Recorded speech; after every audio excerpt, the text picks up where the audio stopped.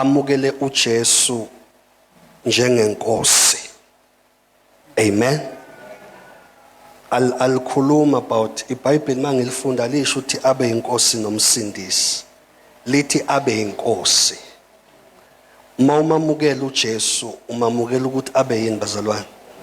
He must be Lord. Lento ukuthi he must be Lord ichaza ukuthi uma umamukela ummukelela ukuthi abuse. Ngoba already ukusindisile. So he's not your Lord and Savior. He is your Lord. Hallelujah. But umuntu ongakasindiswa, he's not only Lord, but he is Savior. But when amawusungenile echibini lensindiso, uJesu is no longer just a Savior, but useyini manje? Oh, khuluma namba zalwami. Useyinkosi. Why lithi iBhayibheli Jesus must be Lord in your life? iBhayibheli lithi uJesu akabe inkosi ngoba ebukhosini bakhe phezu kwempilo yakho ila kugcwaliseka khona lonke icebo lakhe lokuthi kungani usindisiwe.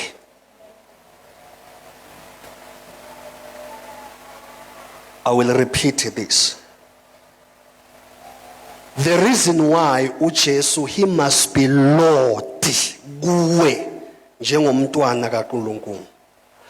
Ubukhosi ubungqongqoshe bakhe once wahamba kubo, ipurpose yokuthi ukusindiseleni izovela. That is why uJesu he must be Lord over your life. He must be Lord over your marriage. Sizahamba sonke bazalwa. He must be Lord over your parenthood. Ukuba umzali kwakho must be governed by the lordship of Jesus Christ. Indlela ohandlisha ngayo ama finances akho must be under the lordship of Christ.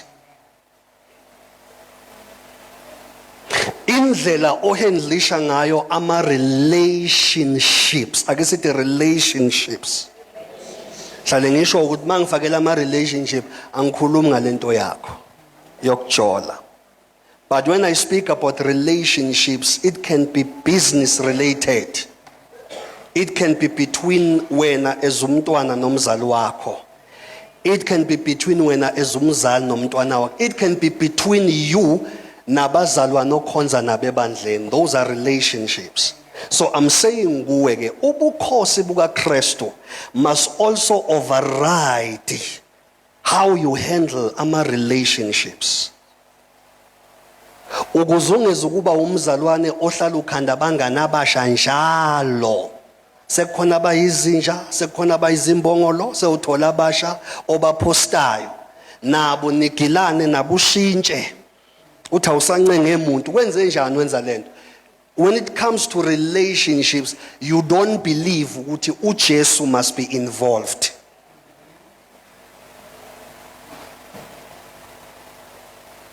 Indlela oyihandlisha ngayo as a wife to your husband.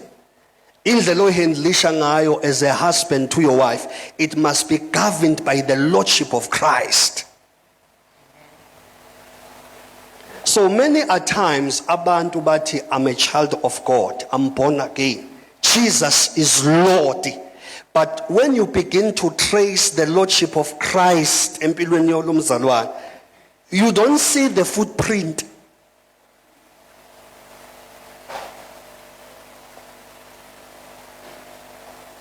When you say Jesus is Lord, you are saying I go as he leads.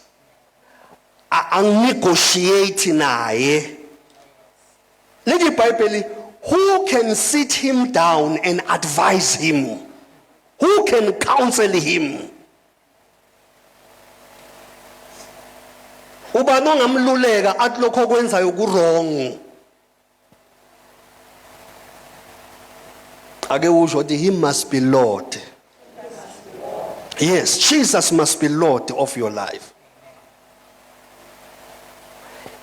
He must be Lord even emcabangweni yakho.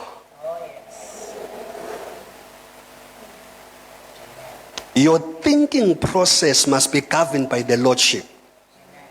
Ingakho Philip 4 athi whatever things are just. Uyayizwa iLordship ihamba up when it comes to thought.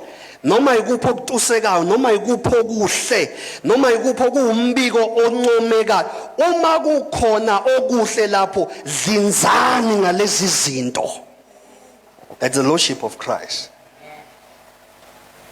Kunabantu abakholwayo, angifuni kunabazalwane ngoba umzalwane enye into. Kunabantu abakholwa abathi bayakholwa, but they limit ukufunctiona kaJesu empilweni zabo. Bayamcabangela ukuthi ayila, I think la akadingeki.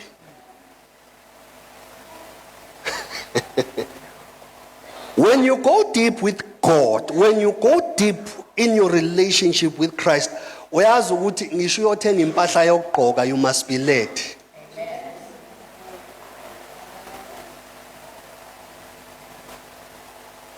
Ngisho uyothenga imoto, kumele uNkulunkulu seek the wisdom of God. Is it time to buy this car?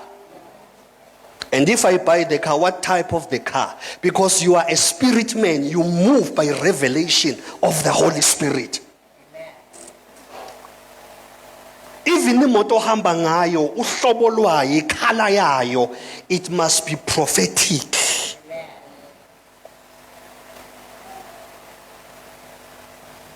Because you are a man. A man of faith is a man of the Spirit, Mfundisi Ushando. You don't move as you want, but you move as you are led. Amen. That is why sometimes bayothi abanye move in high speed, beqhubeka nempilo. Your Lord says pause. And at times uzofile sengathi your life is moving slow. Mawuthi ubheka abanye abantu, they are doing things. Amagama abo, they are well known. And when you have the Lordship of Christ empilweni yakho, you move as per his design. Listen, lithi iBhayibheli, ngingakakubumbi esiswini, esibelethweni, I knew you. Lento ukuthi uThixo wakwazi ichaza ukuthi uNkulunkulu ngeke akwazi bese eba surprised by the challenges of life that you are facing. Even ama-challenge empilo yakho, they are well designed to blend with your destiny. That is why when you are facing situations, as much as you can fight as a man, but leave a space for the Lordship of Christ. Ngoba he knew you. Lama weaknesses onawo. Hey. Awaqhamuka kuSathane. uNkulunkulu wawenza ngamasibomu so that his grace can be sufficient. Ama strength onawo aqhamuka kuye so that they can work well together with the anointing and the favor phezu kwempilo yakho. That is why mawusukholwa, you are wasting your time if you compete with your brethren. That is where you learn with, oh, if God knew me before the foundations, kusho ukuthi konke engiyikho nengizoba yikho, it is pre-designed. But iqalaphi yonke lento bazalwane, one must be saved. Mele usindiswe. uJesu abe inkosi empilweni yakho. Before we speak about the local church, you must be born again. Somebody say you must be born again. Uthini uJesu kuNicodemus? Uthi don't be surprised. Uma ngithi kuwe you need to be born again. Musukumangala, don't marvel. Sethu uJesu ngokuba okwenyama kuzala okwani. That is you. Uzalwa ubaba wakho, uzalwa umama wakho. But uthi uNkulunkulu ke ngale kokuzalwa enyameni kukhona futhi ukuzalwa kwamoya. masikhona isibeletho senyama kusho ukuthi futhi sikhona esakamoya. And umuntu emhlabeni, oh my God, umuntu emhlabeni begin to connect to ipurpose yakhe mayisezalwe esibelethweni sakamoya. Ilento ukuthi ukuzalwa kabusha. Uzaliwe ekuqaleni but uzalelwe esonweni. Nangendlela owatholwa ngayo, it was sin.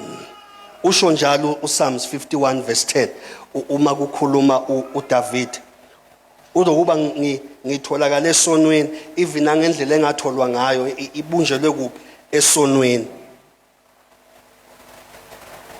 But kunozalo lwesibili, uzalo lakamoya, la khona umuntu emhlabeni ezwa ngeindaba ezinhle ukuthi kunoJesu osindisa umuntu, kunoJesu ophilisayo, kunoJesu ophethe ukuphila okuphakathi. Yizwa nje u1 John 5:14 uthi okholwa indodana unokuphila okuphakathi. Kholwa indodana.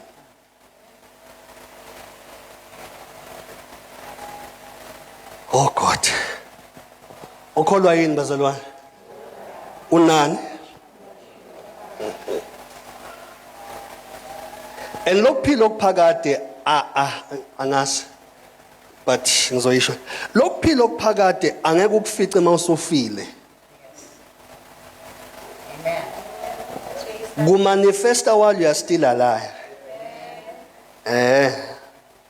Lento ukuthi empilweni yakho sometimes kunama issues where you become supernatural. It's a sign yokuthi you have eternal life. Lento ukuthi you can pray izinto zenzeke in nature ikulalele. It's a sign ukuthi kuwe kunani kunokuphila okuphakade. You pray for people, they receive their deliverance, they receive their healing. Leyo nto melitshele wena ukuthi oh into eyenza lento it's a result of ukuphila okuphakade okukimi. Uyabona why uJesu said you must be born again. Uthi uJesu be born again because there is eternal life. Ake uvule le verse masinyana bese singena esifundisweni sanamhlanje. John chapter 3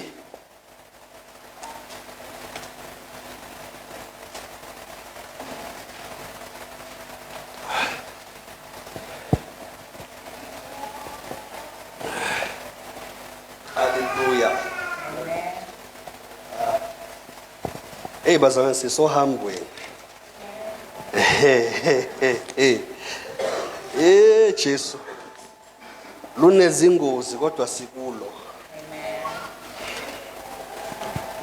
Uthi uPaul njalo sithwele izimpawu zokufa kodwa le impawu zokufa esithwele kini ziwukuphila. Athi usuku nosuku sinjengezimvu zokuhlatshwa. Kodwa manje uyaxanga ngoba uthi ke noma kunjalo kithi kodwa kithi lezi zinto kini lezi zinto ziyini zokuphila.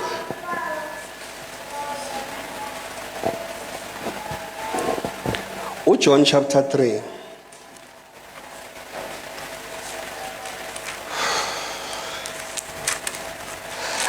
verse number 17. Let us look at verse number 17. God sent his son into the world not to judge the world but to save the world through him. uNkulunkulu uyithumile indodana yakhe hayi ukuthi yahlulela izwe kodwa ukuze izwe lenze njani lisindiswe ngayo indodana. Oh, so in the son there is salvation. Endodaneni kunensindiso kaJehova. Verse 18 usethi there is no judgment against anyone who believes in him. Ngokholwa nguye uJesu akukho ini bazalwane ukwahlulelwa. But anyone who does not believe in him has already been judged for not believing in God's one and only Son. Usuyabona yini ezosabantu esihogweni? Lithi iBhayibheli lithi okholwa yindodana akahlulelwa. Hallelujah. Okholwa yini? Akahlulelwa. Kodwa ongakholwayo lithi iBhayibheli already usehlulelwe. Bese liyasho ukuthi isiphi izathu sokuhlulelwa? Akahlulelwa ngoba enezono eziningi. Akahlulelwa ngoba emubi. Into emenza ahlulelwe ukungakholwa.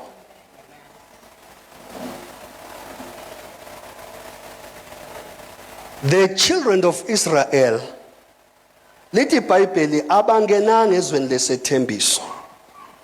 Ubuyifunda incwadi yamaHebheru uyivakashela izokutshela into engikuxoxela yona.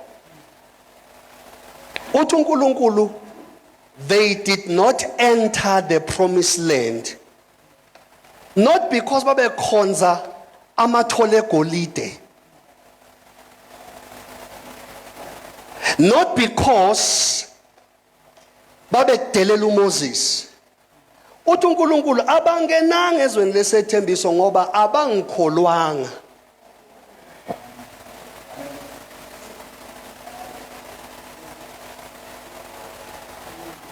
Umtshelo lethu umfundiso obebame phambi kwethu ulale ngo6. Umtshelo.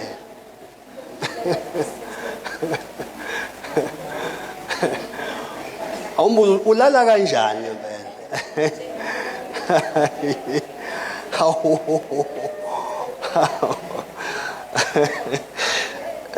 My God.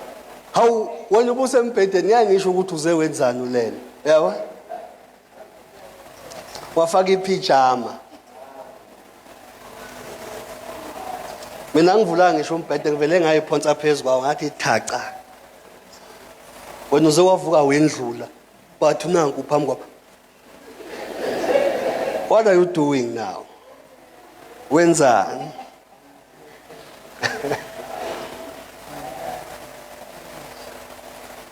And bengila almost half a night praying.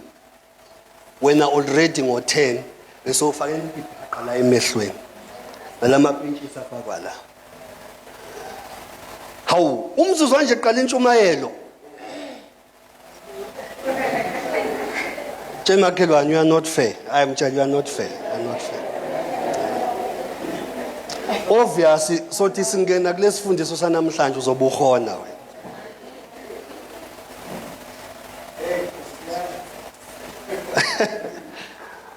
Awuzala ngiyafisa uniboleka lo mzimba. Kona ungalala iviki lonke angavuki. Nginja ke sishintshane ngemzimba. So we must do what, bazalwane? We must believe. Sengisiza umuntu ofike la mhlawumbe ongazani noJesu. Kuzokusiza ukuthi usindiswe. Awusindiswa ngokuthandazela umfundisi. Awusindiswa ngokuhlala nabantu abasindisiwe. You make a decision to receive Jesus. Ngelanga kwathi kushunyayela umpostoli eshumayela wathi madoda bazalwane senze njani ke emasizwe into enje wathi lo baba believe, because the duty of man is to believe in the Son of God.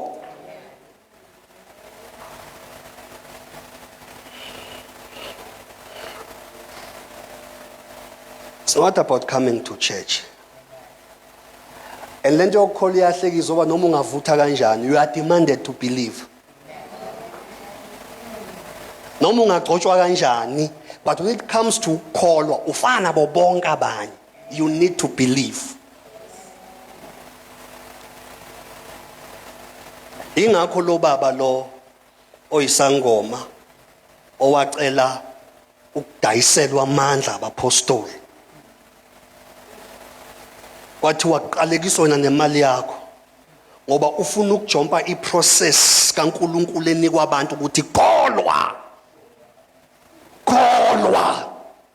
ngoba la ekukholweni your old self will be peeled off. Kuze kubuke a son of God in you. So sinesikweletu sani bazalwane? Sokukholwa. Uyazi ukuthi yonke into ongenayo njengamanje ngoba umzalwane awunayo ngoba lento oyifunayo territory, and to own that turf there is a level of faith you must reach to. Lento ifana nani?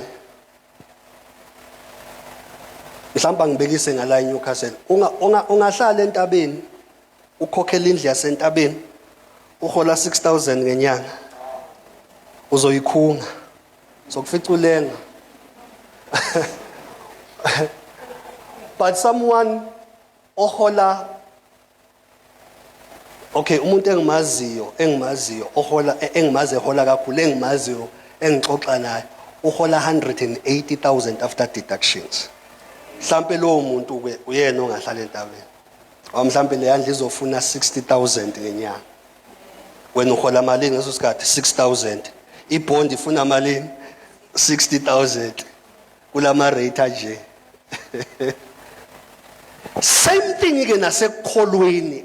Kunemhlaba oyohlale uyibuka ibe yiphupho. Ngoba yonke lemhlaba sinyukela kuyo, sibekwa kuyo as per our growth in faith.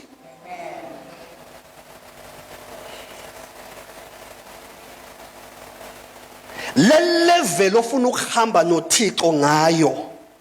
You won't just get there ngokushaya izandla uthandaza. There is a level of sacrifice. There are days when mawuhamba obade ngisho uzwe ngathi uhamba phezulu kwethuna lakho uzulubuka ibhokisi lakho kunanti. One mistake ngiyangena lapha. You are paying a price ukuphila emhlabeni ethize. But lemhlaba ionwa ngani? By faith. It amplified. Faith is a title deed. Ngiyibona ngiyi-multi-millionaire. Okay. It's not hard work that will get you there. Do you have faith? And if faith ihambe ize ithi, I'm willing to pay a price because I believe.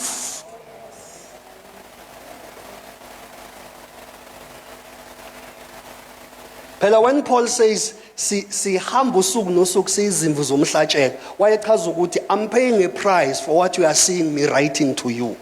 I pay a price. Usakhumbula abafundi behlulwa idemoni? Wathi uJesu ke leli aliphumi ngomthandazo kuphela. Liphuma nangokufasta. Angithi yabona ifaith isidemanda a bit more ukuthi lambe eswini. But mawufuna ukuba umzalwane oyichiye leader ohlala ushayela abantu izandla, live a simple life of faith. Ngiyakholwa kuJesu. Okunye nokunye siyancenga, siyabona nje ukuthi uThixo usiputshisa happy. But people who will walk with God, abantu abazoshintsha izinto bathatha ama territory, are people who will move from a comfort zone. Ukuthanda ukushushuzelwa. You must get in the mud. You must stumble on the thorns and thistles. Uhambe unenyawo eqhazigazi. Nkosi yami. Makukhulunywa ngepeace nenjabulo kuwe kube into yazi kanye after a few months uthi awungaze ngahleka namhlanje bengingazi ngisakwazi ukuhleka kanje. You are paying a price.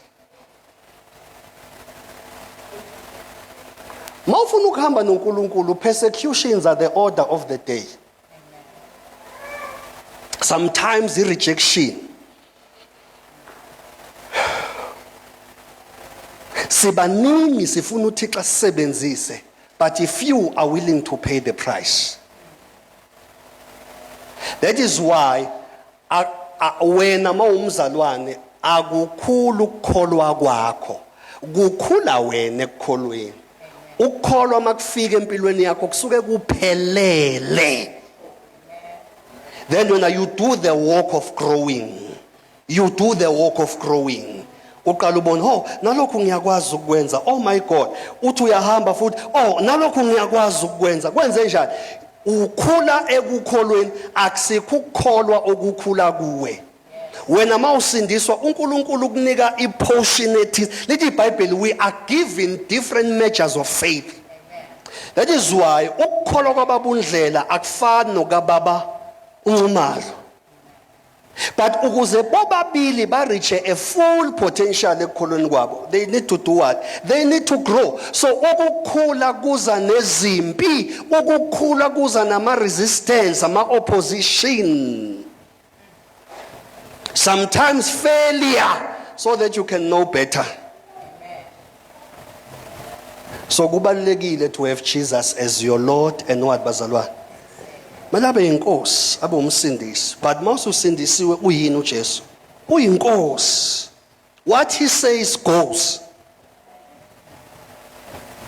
Uthi ufuna ukuyi-excuse amen, mayethe sit here. Useshilo. Yenza njani? Hlala. Mina ngicabanga ushiya lo mndeni awunathando lo mndeni kumanje if God says ihlala kuwo umndeni that is broken and dysfunctional, mayisishila inkosi yenza njani?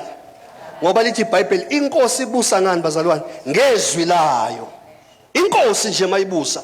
That is why uJesu uthi why ngithanda ukuthi inkosi kimi kodwa engushoyo you don't obey it.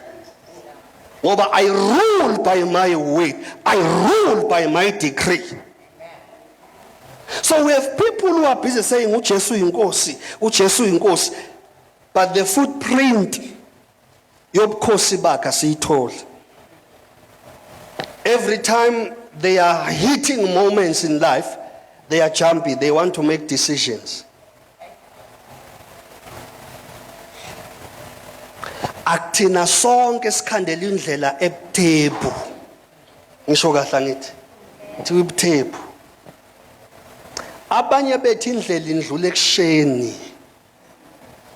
Abanye bethi indlela indlule emeveni. Ngoba sinikwe different measures of faith.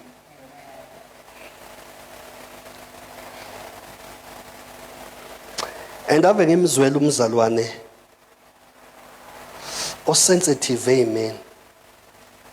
And the question will be, what if your crown is beyond the thorns you have to go through? Senza njani? Bindu umtsheti bafe mzalwane, umtsheti bafe. Bafe. Jempeti bafe. Hallelujah. So okay, you must be born. Be born again. Musukuba. Futhi musukuthanda isonto ngidlula uJesu. Musukuthanda umfundisi wakho ongidlula uJesu. Ngoba mawuthanda kakhulu umfundisi wakho ongidlula uJesu, uyogcina wenza izinto uzenze egameni lamfundisi. Kanti uJesu akajabulile ngawe. Alizwe iBhayibheli lithini? Second Chronicles 20:20. Let you believe in the Lord your God, you shall be established. Yabo? Bese lithi ke also, but liqale ngubani? Liqale ngoThixo. Bese lithi ke also believe in his prophets, you shall prosper.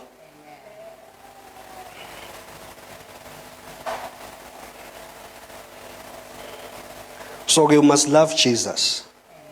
Uthi umpostoli uPaul labazalwane, they were able to exceed. Ngamanye amazwi bakhona ukwenza okungaphezulu kwamandla abo nathi sisazi isimo sabo. Bese ayachaza athi ngoba baqale bayinikela kuJesu sithumile before bayinikele kithi.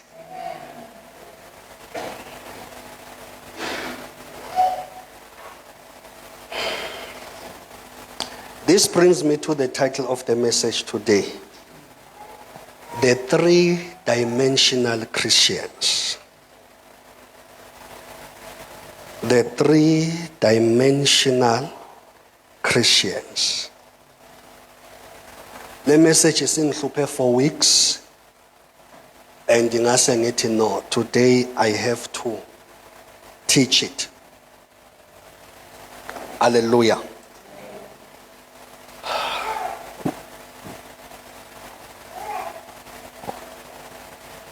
Sinabazalwana abahlukene kathathu.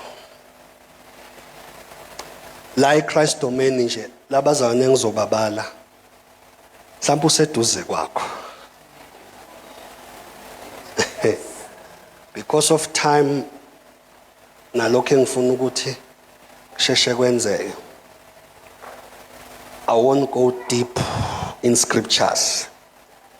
Mhlambe on Wednesday during a Bible study we'll go deeper.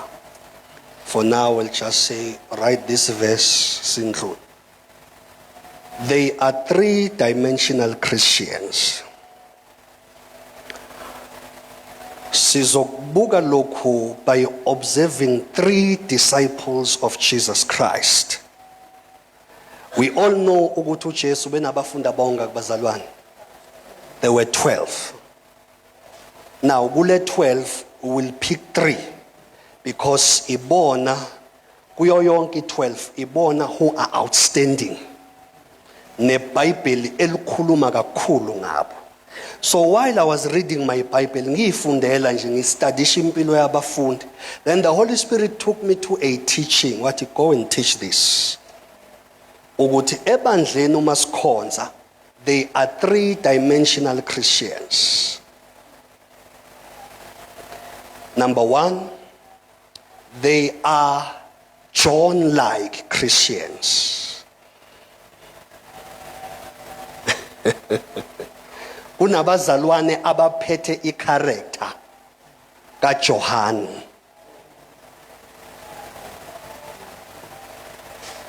Two, they are Peter-like Christians. Baphethe i-character kaPetro. Kunabazalwane abawoJohn ebandleni. Kunabazalwane abawoPetro.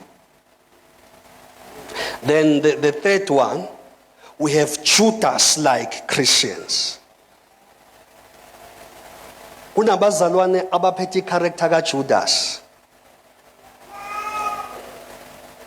Miyeke mayikhaphela uJesu oba ngiyazi usulapho hlehla. Kunento eserious kabi ngoJudas okumele siyibuke. Ngoba kuyenze kungafike ekukhapheleni. Kodwa kona kusho ukuthi you are a Judas. Angithi manje ngifuna ukusho. Kuyenzeka ungafike ekukhapheleni. But kusho ukuthi you are what? Kule mystery ngiyitholile ebusuku ngithandaza ngale message. Kodwa umoya ongcwele uyazi ukuthi uJudas, for him to betray Jesus, he had to be a traitor to himself. I was like, what? What are you saying? What uJudas, uJudas bakabuveli mayisedayisa uJesu. Udayisa uJesu as a result ukuthi uqale wayidayisa yena. Kuba lula ukwenza into komunye umuntu. Ngoba usuqale wayi-initiate wena to be that thing. So we have three-dimensional Christians. What angibuza ukuthi which are you? Are you a Johann? Are you a Peter? Or you are a Judas? Which one are you? Ufola kiphi category? UPetro? UJohn? Noma uJudas? We're going to look at the scriptures. Mhlawumbe ake siqale ngalo.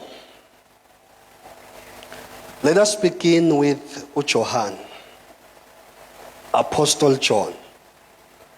Let us study even the character yakhe. Senze case study encane ngoJohn. IBhayibheli mawulifunda lizokuvezela ukuthi uJohn akaqhamukanga ese othandiweyo uJesu. Remember, iBhayibheli malikhuluma ngoJohn belithi umfundi owayethandwa uJesu. Mawulufunda ngenyama nangokulimala, you will say uJesu ube nesegregation. Kanti no, kunesizathu sokuthi why lithi iBhayibheli lo